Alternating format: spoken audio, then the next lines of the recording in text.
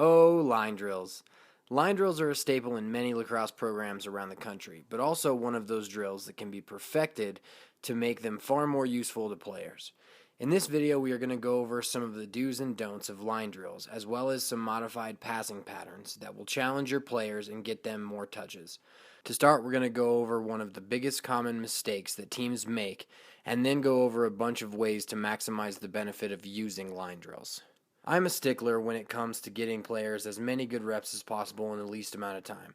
I can't stand seeing teams run line drills with 10 players in a line or close to 5 players per side.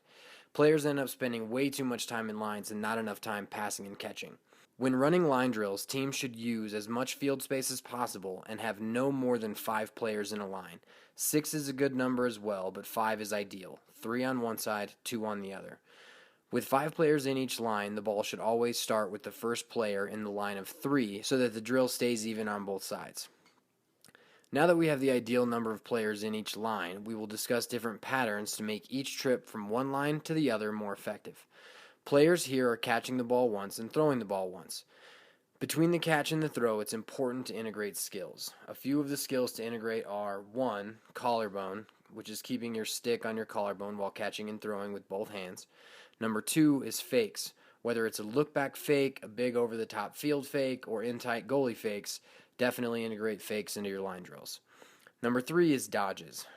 You can have your players bounce to make a pass, split, face dodge, or wind up and spin move, etc., but having them dodge within a line drill can be very beneficial.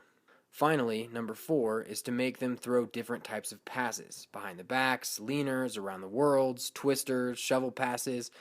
The next phase of improving line drills is having the players complete 3 passes per trip from one side to the other. This will allow the players to get used to completing long passes and short passes.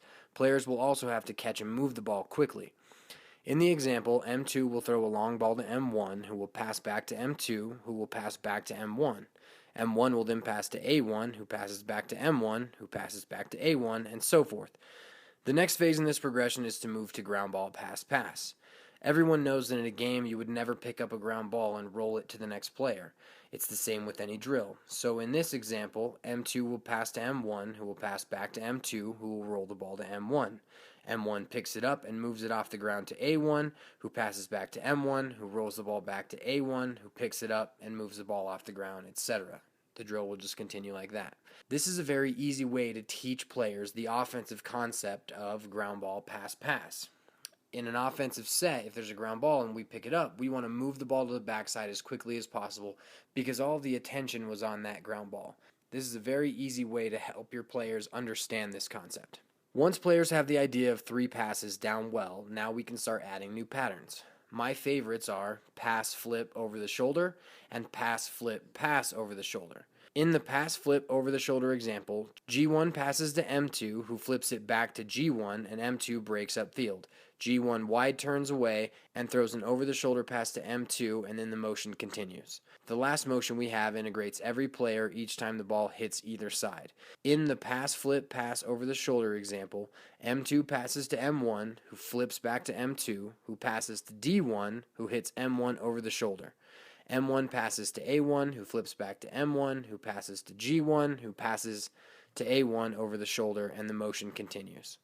One of the biggest things about a flip that I'll mention is that when you're doing a flip, you really just want to toss the ball up to about head level and let the other player run under it rather than trying to toss it at the player. This was a big distinction that really helped our Grandview guys.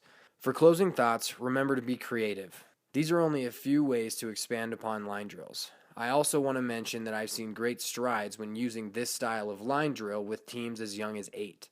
It's apparent to me that challenging players with difficult drills helps them improve much faster than basic drills. I hope you like this take on line drills. Please contact me if you have any questions. Comment in the comment section, hit that like button, and don't forget to subscribe.